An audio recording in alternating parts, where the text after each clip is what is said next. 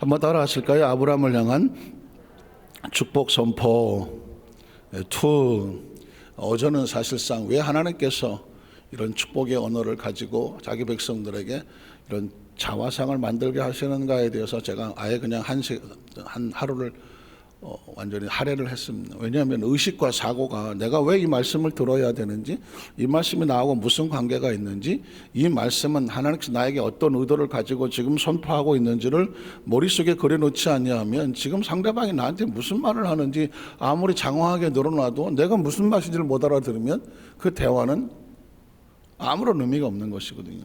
정말 중요한 것은 어떤 대화를 듣기 전에, 말씀을 듣기 전에, 어떤 것을 읽기 전에 이게 나에게 어떤 의도가 있는지를 의도를 파악하고 그 의도에 대한 목적이 생겨나게 되면 한마디라도 나에게 정확하게 꽂히는 것이거든요.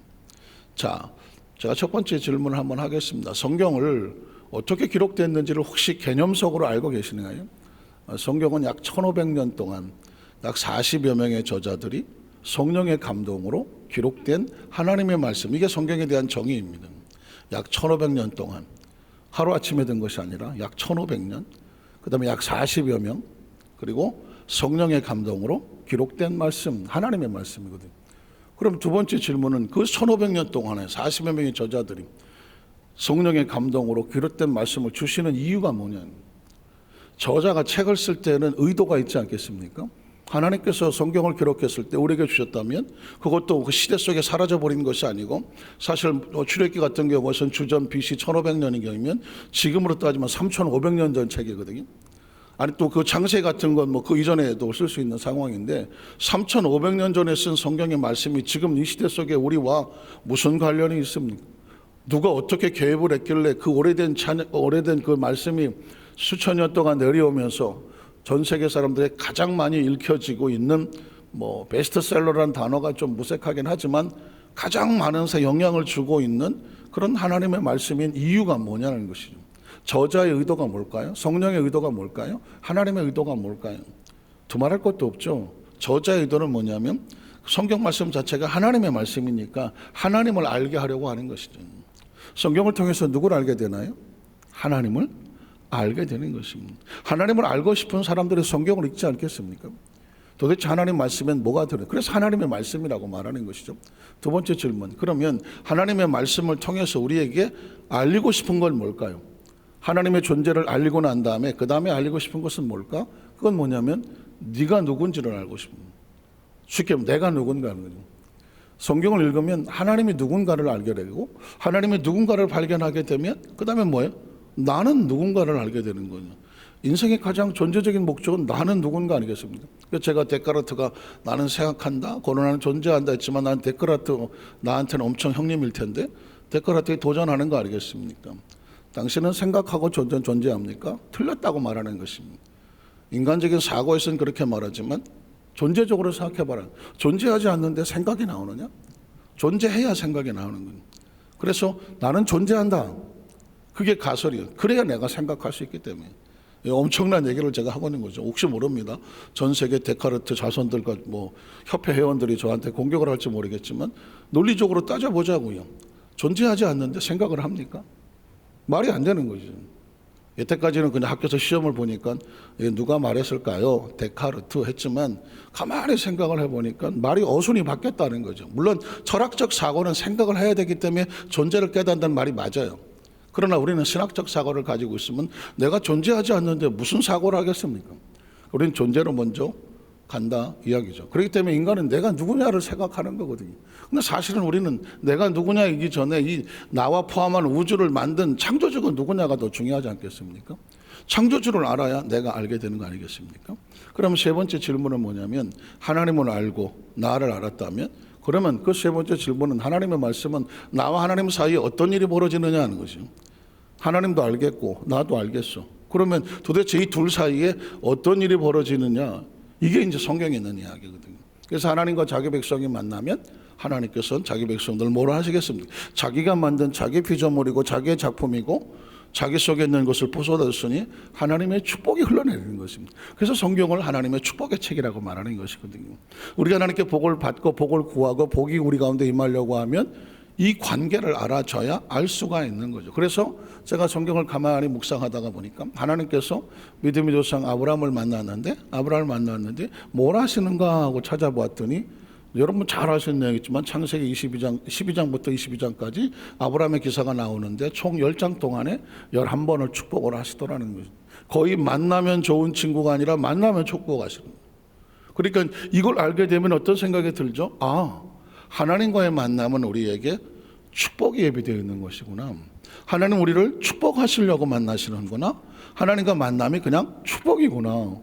예배가 축복이고, 기도가 축복이고, 찬양이 축복이고, 하나님 관계 속에서 통틀어서 하나님 안에 있으면 자체가 축복이라는 것입니다. 자, 우리는 첫 번째로 하나님과 만남에서 선포되는 축복입니다. 한번 따라 하실까요? 만나면은 축복이 따르는, 항상 하나님과 자기 백성의 만나면은 축복이 따르는데, 그 샘플이 뭐냐면 창세기 12장 1절을 본문에 보니까 하나님께서 아브라함을 만나시니까 하나님께서 속에 맺혔던 아브라함을 만나면 내가 뭘 할까? 아브라함에게 처음 하나님께서 보이는 액션은 뭐냐? 축복의 선포였습니다. 창세기 12장 1절 한번 가볼까요? 야훼께서 아브라함에게 이르시되, 처음 만납니다. 너는 너희 고향과 친척과 아버지를 떠나서 내가 내게 보여줄 땅으로. 하나님이 누구라고요? 너의 길을 지시하시는 분. 한번 따라 하실까요? 너의 길을 지시하시는 분. 이게 하나님을 발견한 거잖아요. 하나님께서 이제 내가 너의 길을 지시할게. 내가 보여주는 땅으로 가. 이게 하나님이에요. 자, 그러면 그 다음 절을 보면 내가 너로 오냐. 하나님은 뭐 하시느냐? 자기 백성을 축복하시는 거예요. 이게 어떻게 축복인데, 하나님께서 아브라함을 만났을 때, 처음 만났는데 하나님은 아브라함에게, 아무것도 모르는 아브라함에게 그의 앞길을 지시하겠다고 말하겠고, 그러면 너희 앞길을 내가 이렇게 축복할게. 제가 말씀드린 하나님은 설득하지 않는다, 무슨 설명하지 않는다. 하나님께서 자기 백성들을 만났는데 거기에 대해서 부탁하겠습니까? 애걸복걸하겠습니까? 믿어달라고 사정을 하겠습니까? 창조주는 선포합니다. 한번 따라 하실까요? 창조주는 선포한다는 겁니다. 오늘 말씀을 듣는 가운데 하나님은 저와 여러분의 영혼을 향하여, 심령을 향하여 말씀이 축복이 선포되고 있는 거예요. 내가 너로 큰 민족을 이루고. 여기에 무슨 이유가 있습니까? 왜 이루나요? 어떻게 이루나요? 뭐 때문에 이루나요? 내가 뭐 대가를 지불해야 되나요? 하나님 나한테 왜 이러세요? 이 필요가 없는 거예요. 창조주는 자기 백성을 어떻게 합니까? 큰 민족을 이루고 선포입니다. 내게 무엇을 주어? 복을 주어. 축복이라는 단어 자체가 복을 준다는 단어예요. 나에게서 뭐 한국 학자들이 따지기를 축복을 주시옵소서는 틀린 말이다. 왜? 축복 자체가 복을 준다는 말이에요. 그러니까 축복하면 돼. 거기에다 축복을 주시옵소서 할 필요가 없어. 축복 자체가 복을 받는다는 뜻이에요. 그러니까 복을 주어는 축복이에요. 내 이름을 창대하게 하는. 앞으로 여러분 중요하게 여기 될 단어가 한번 따라 하시겠어요? 창대, 왕성, 번성. 이제 앞으로 계속 우리 교회 표 중에서 제가 이제 다음 주일 설교 때인가요? 아마 나오게 될 건데, 주일 설교, 오늘 수요 설교 때도 다음 주 수요 설교 나올 텐데, 번성을 찾아봤더니 한두 끝도 없어. 난 참 번성이라는 단어를 그렇게 집중해 보지 않았거든요. 그럼 뭐 있겠지 그랬는데, 말씀을 묵상을 하다가 찾아보게 되니까 하나님의 입만 열면 번성이야. 한번 따라 하시게. 번성. 건성 아니야, 건성. 번성. 앞으로 저를 부를 때 김번성 목사님으로 불렀어요. 자꾸 난 이름을 바꾸려고 그래. 형통 목사님. 자꾸 입에다 붙이려고 그래. 한동안은 그냥 번성으로 불러주세요. 번성. 왜냐하면 하나님의 의도 가운데, 하나님의 사고 가운데 자기 백성을 만나면 내가 너로 창대하게 하고, 내가 너로 왕성하게 하고, 그리고 너를 번성케 하리라. 그 중에 한 단어가 창대예요. 창대하게 하리니 너는 복이 될 것이다. 그 다음 절은 내가 너를 축복이죠. 복을 비는 자에게는 내가 같이 복을 내리고, 너를 저주한 자에게 내가 저주하리니. 하나님의 축복 안에 두고 있으니까 하나님의 축복으로 자기를 보호한다는 의미를 가지고 있습니다. 땅의 모든 족속이 너로 말미암아 무엇을 얻습니까? 복을 얻을 것이라. 이 이야기를 듣는 순간에 내가 누구예요? 하나님은 우리 앞길을 지시하시고 복을 주시는 분인데, 그럼 나는 누구야? 너는 뭐다? 복이다. 하나님의 복이 나와 함께 있음으로 말미암아 내 자체가 복이 아닌데 축복을 받았으니, 그 축복, 내가 축복이니까 내 존재 자체가 자화상이 뭐가 되냐면 복이 되는 것입니다. 한번 따라 하실까요? 나는 복이다. 옛날에 뭐 어느 아주 오래된 코미디 프로에 나는 봉이야 있었지만 가만히 생각하니까 받침만 바꾸면 돼. 나는 복이다. 여러분의 믿음의 조상, 여러분의 가정의 믿음의 조상이요, 하나님의 복을 받은 사람이요. 그 복이 왜 조상이라는 단어가 필요합니까? 자손에게 흘러내리기 때문이에요. 그러니까 우리가 하나님께 복이야. 그럼 우리가 움직이면 복이 움직이는. 한번 따라, 내가 움직이면 복이 움직인다. 그러면 내가 가지고 있는 주머니의 복이 아니라 하나님의 끈이 축복의 끈이 연결이 되어져서 내가 움직이면 복이 움직이는 거죠. 복이 움직여서 그것에 복이 임하게 되고, 나하고 같이 복을 나누는 사람에게 복이 임하고, 성경대로 하는 거예요. 제가요, 만드는 게 아니고. 그리고 그 복이 끊어지는 자에게는 복이 끊어지니까 뭐가 되죠? 저주가 될 수밖에 없는 것이에요. 그래서 4절에 보면 뭐라고 말합니까? 이 아브라함이 야훼의 말씀 어떻게 했고, 따라갔다는 얘기는 같이 갔다는 것입니다. 그 복과 복을 주는 사람과 같이 갔으니까 아브라함이 뭐죠? 복이 될 수밖에 없는 거예요. 그래서 믿음의 조상이고 복의 근원인 것입니다. 하나님은 만복의 근원이고 우리는 그냥 복의 근원입니다. 만복의 근원이 자기 백성들에게 복을 주니까 우리는 그 줄기를 받은 한 사람 한 사람이 복의 근원이에요. 우리가 움직이면 복이 따라간다는 것입니다. 요행과 재수가 어쩌다 맞아서 얻어 걸린 하나가 아니라 우리에게 축복의 끈이 연결이 되어져서 우리가 움직이면 복이 움직인다는 거예요. 마치 물된 동산과 같아서 물이 움직이면 물이 가는 곳마다 기와 요초가 살아나고 생명이 살아나고 땅이 기름지고 그 물이 복이잖아요. 그 물이 흘러가면서 그 땅을 복되게 하잖아요. 시냇가에 심은 나무들을 잘 되게 만들잖아요. 그러니까 하나님은 저와 여러분을 어떻게 만드느냐, 하루아침에 지구를 복받아라가 아니라 복 있는 사람들이 움직여 가서 그거 가는 곳곳마다 복이 임하게 하는 것입니다. 믿으시면 아멘 하시기 바랍니다. 그래야 우리가 뭘 인식하냐면, 내가 나에게 함께 하시는 하나님 안에서의 복이 나와 함께 움직임으로 우리가 하나님 안에 있어야 그 복이 유지가 되는구나. 두 번째는 뭐냐면 회복의 축복입니다. 안타깝게도 아브라함이 아시는 것처럼 이게 하나님 안에서의 복인데, 오랜 습관이 뭡니까?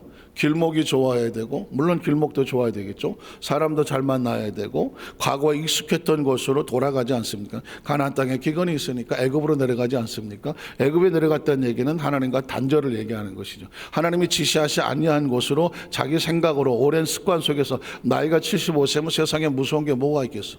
산전수전 모르는 게 뭐가 있겠어? 이건 아니야. 애굽으로 가야 돼. 애굽으로 내려갔다가 마시는 것처럼 부인을 잃어버리고 하루아침에 빈털터리가 되고 말하지 않습니다. 거기서 이제 아브라함이 다시 돌아오죠. 뭘 깨닫습니까? 하나님이 지시하시는 곳으로 가라, 이게 복이지 내가 내 마음대로 움직인 곳이 복이 아니구나라고 깨닫고 돌아와 회복을 하니까 아브라함에게, 빈털터리 아브라함에게 이렇게 다시 달라지죠. 창세기 13장 1절로 4절을 보면 아브라함이 애굽에서 그와 그의 아내와 모든 소유와 롯과 함께 네겝으로 올라오잖아요. 올라왔다는 게 뭘까요? 자기 자리를 찾아온 거죠. 하나님이 지시하신 그 땅으로 다시 하나님과 관계가 올바른 그 복의 근원을 찾아, 복의 근원이 만복의 근원을 찾아 그 자리를 찾아온 것을 말하시죠. 아무리 복의 근원이라고 할지라도 만복의 근원과 단절되면 근원지가 물이 말라버리니까, 샘이 말라버리니까 땅이 말라버릴 수밖에 없는 것이죠. 물 자체는 힘이 없습니다. 물이 흘러가야 힘이 있습니다. 복 자체는 힘이 없어요. 복 자체는 힘이 없습니다. 복이 흘러가서 누군가를 만나야 되죠. 그래야 복의 역사가 영향을 미치지 않겠습니까? 아무리 저 히말라야 산 꼭대기에 복이 있다고 해보십시오. 그 복이 나와가 무슨 상관이 있습니까? 그 복이 굴러와서 아니면 내가 그 복을 찾아가서 복과 연결이 돼야 그게 나의 복이 되고 나를 통해 복이 흘러가는 것이거든. 올라왔다는 단어는 굉장히 중요해요. 여기서 가장 중요한 단어가 몰라요. 무슨 단어? 애굽에서 올라왔다. 그래서 여러분, 크리스천은 항상 뭘 잘하는 사람이냐면 로케이션, 위치 선정을 잘하는, 위치 선정. 내가 지금 어디 있느냐. 복 있는 사람은 악인의 꾀를 쫓지 무슨 뜻입니까? 행동이죠. 행동.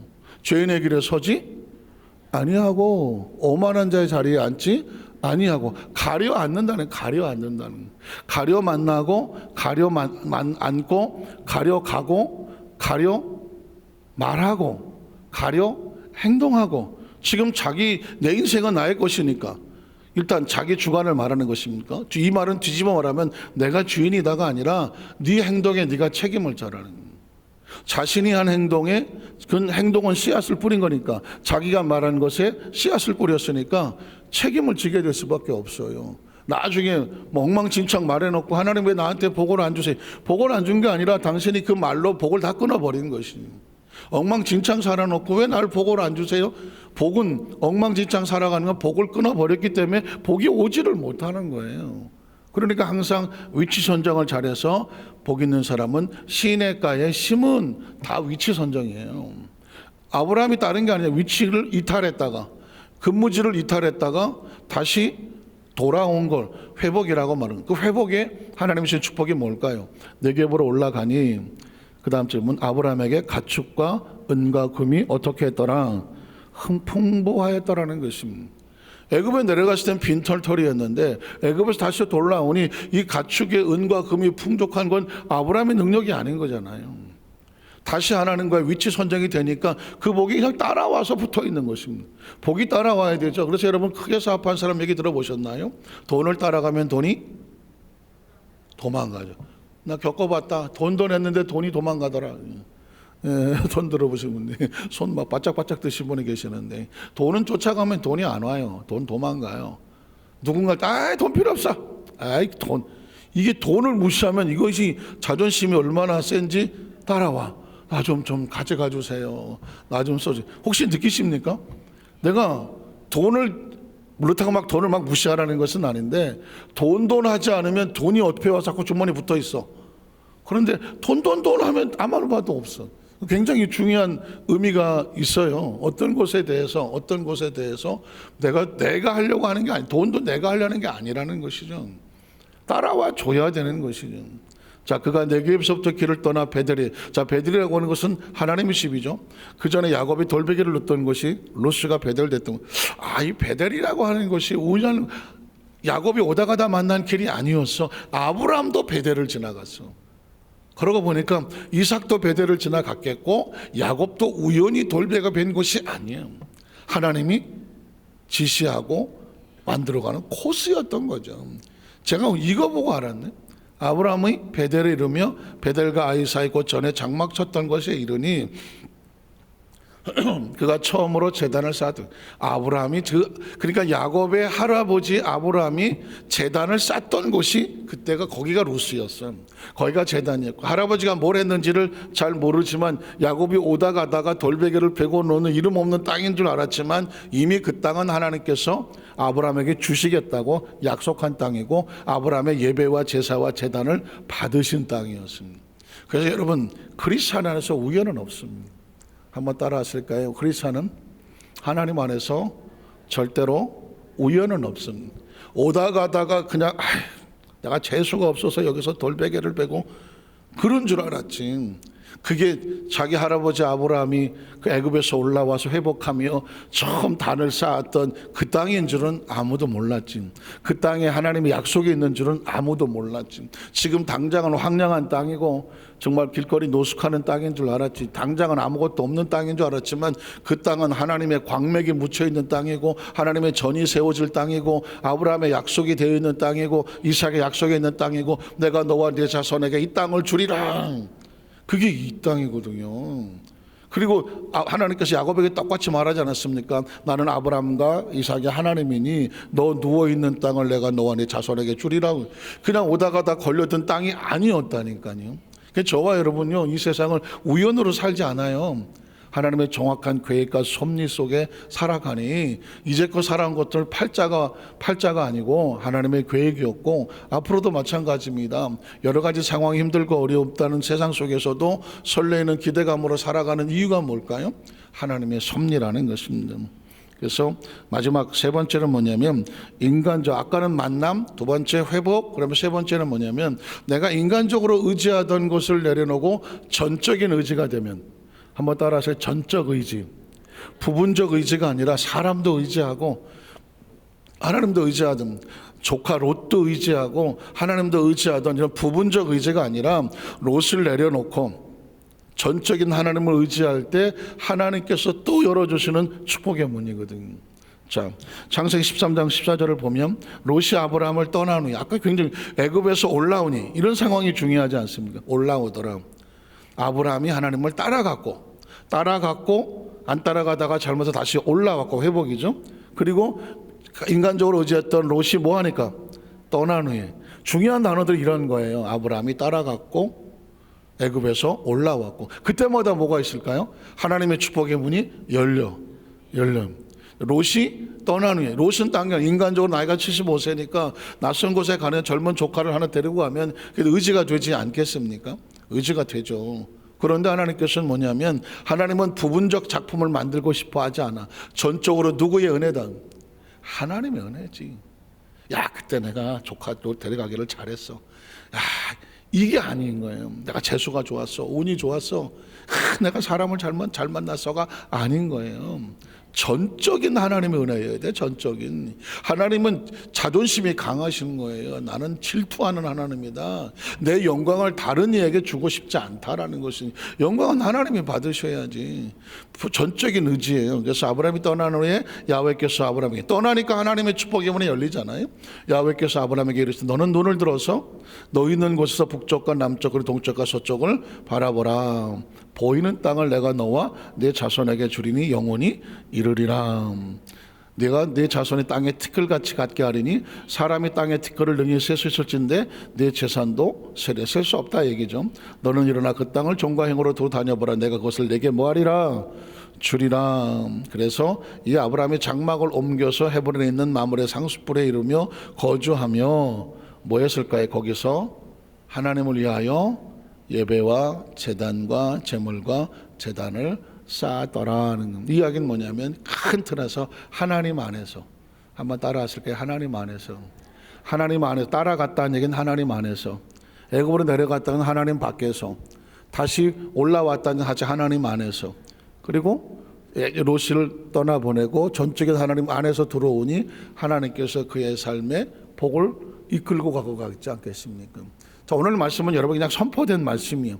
이 말씀이 수천 전에 기록된 말씀이라고 할지라도 지금 이것이 선포돼서 그 아브라함이 아니라 저와 이름으로 선포가 되면 이걸 로고스가 아니라 레마라고 말하는 거예요. 내게 주시는 말씀. 여러분 앞으로 생애 속에 지금까지도 마찬가지지만 이 말씀 하나하나가 뭐 앞으로도 8개나 남았어요. 11개를 축복을 하셨으니까 그거야 뭐 시간 되는데 또 나누면 되니까 3가지 만남, 회복, 전적 의지.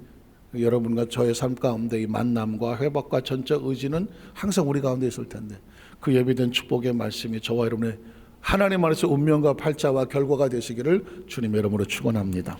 기도하겠습니다. 하나님 아버지 감사합니다.